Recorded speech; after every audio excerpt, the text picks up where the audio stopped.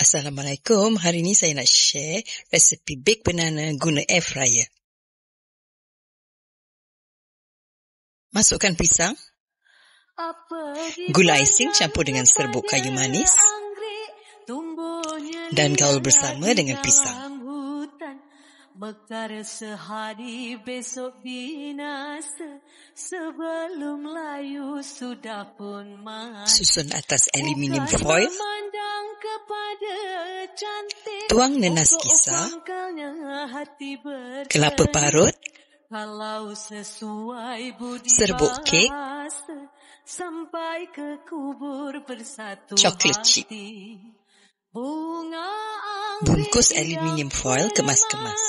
Memang boleh dipakai bunga anggrek yang permai, memang boleh dipakai.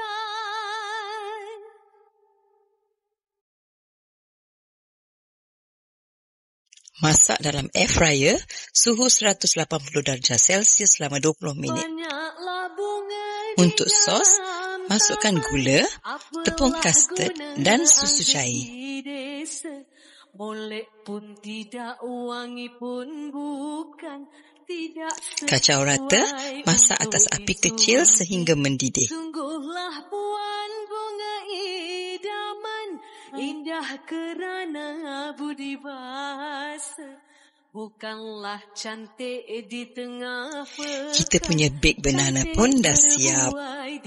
Tengok tu, panas-panas. Sedapnya bau aroma pisang ni.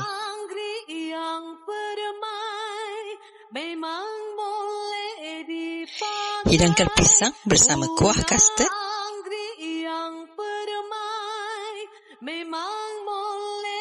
dan taburan coklat chip. Dah siap pun bake banana saya. Senang kan? Bahan-bahannya pun senang dapat. Dan selamat mencuba.